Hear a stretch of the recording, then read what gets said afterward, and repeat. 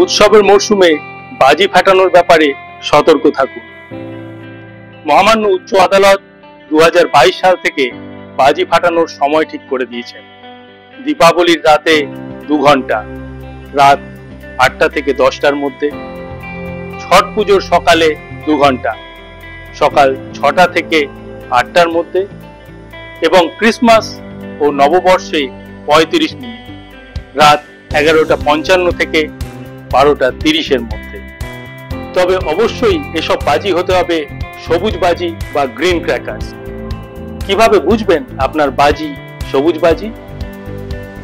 বাজির বাক্সের গায়ে কিউআর কোডটি স্ক্যান করলে যদি তাতে CSIR, নিরি বা পেসোর গ্রিন ক্র্যাকার সার্টিফিকেট থাকে তবেই আপনার বাজি বৈধ। দায়িত্বশীলভাবে বাজি ফাটান। পশু পাখি ও প্রবীণদের কথা মাথায় রাখুন। উৎসব হোক আলোর, শব্দের নয়। কোচবিহার জেলা পুলিশ আপনার সাথে আছে, পাশে আছে।